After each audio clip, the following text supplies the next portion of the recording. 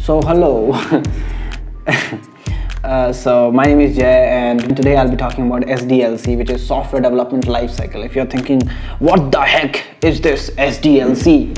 So SDLC is simply a process of making high quality applications which is used in software industry, and it is used like everywhere in like whatever industry you go. There is an SDLC process which is actually in place there, right? So we'll be knowing much more, like a little bit about what this SDLC process is all about, and what are all those steps which is actually followed to get a very high quality application. There will be a chart coming on the screen. Yeah, this one.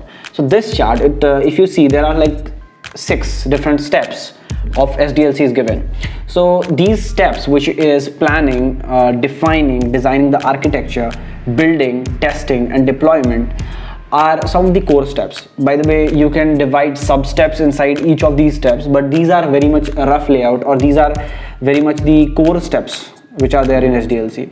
First of all, let's start about planning. I think planning anything well is really necessary to make it a success, right? So in software, it is the same, right? So getting the correct set of requirements which you want for the software is very, very essential.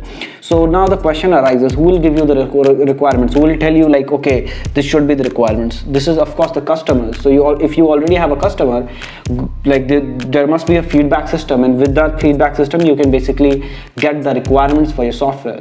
There are other processes as well, such as your sales department or your so basically sales department can give you a valuable feedbacks on your software, as well as your team in general could give you a very good suggestion on the requirements or the planning insights that you should actually go with. Requirement analysis is one of the most essential step in planning. So requirement analysis, so once you are finished with planning, the next step, which is step 2, involves defining the requirements.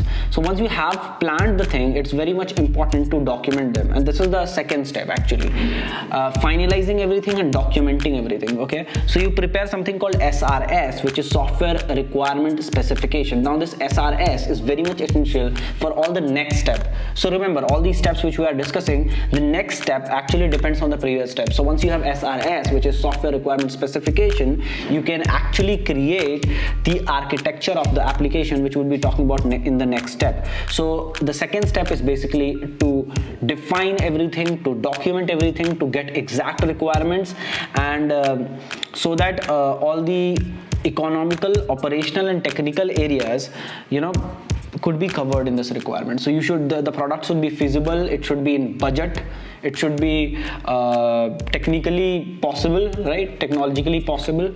So these are the things which is done in the defining step. Okay, the next step is designing the architecture.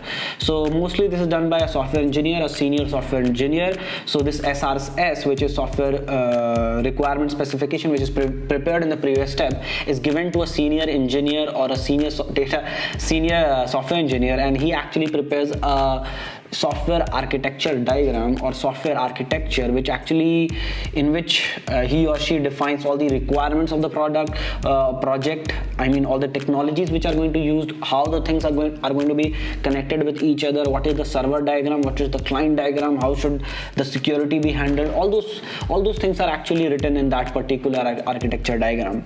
So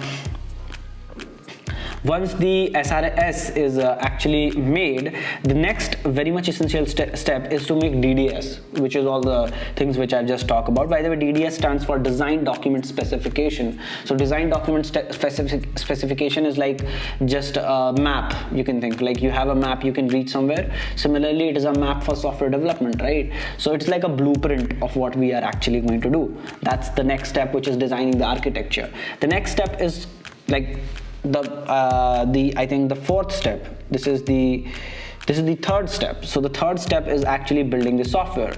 So once you have actually designed, once you have planned, now comes the main part, which is actually developing the software. Actually developing the software is the most essential part, is one of the most essential part, and here the software engineers actually write code to make the software, right? They use various high-level languages such as Java, JavaScript, Pascal, sometimes Ruby, Swift, all these languages in order to bring out the product. Also, in most of the web application, this involves two types, two sides, which is the server side and the client side application.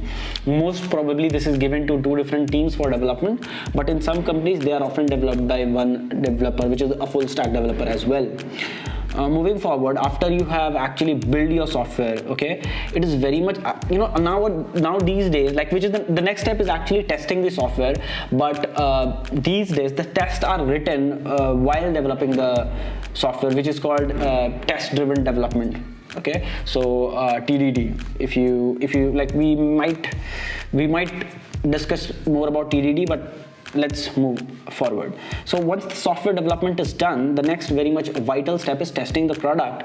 So how will you test the software? There are various ways. Basically, you can write test cases, which actually defines how your application should actually behave. The next step is to give it to some actual users who have never seen the software before, and they can give you a very much valuable feedbacks on your software, and they can actually help you to improve your software. So that is also a way in order to do the testing. Okay, so this was the second last step, which is testing, which is the fifth step, right?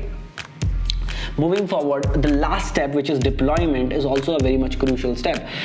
There is a different engineer, which is like known as DevOps engineer, which actually manages this deployment, right? So this involves various strategies, technologies such as Docker, Kubernetes, so all these Jenkins, there is in most of the companies there is a CI/CD, which is continuous integration and continuous development. Pipeline is also integrated in order to get faster deployments every time, right? So these technologies are basically used in most of the companies. By the way, there could be various deployment approach based on the need, based on the software which is being built. Okay, so if you're talking about web development, mostly that is done through Docker, and that Docker is actually pushed to a server, and the server actually runs it. Then Kubernetes is in place to handle auto scaling and all. So that is how the deployment is carried out, right? So this was the full life cycle of software development, and this is how basically companies manage to develop high quality applications and control this quality throughout the development. So this was a very much that's pretty much it. I hope so you liked the video and you liked how the software development life cycle, which is SDLC, actually works. Thank you for watching this video. Have a great day. Bye bye.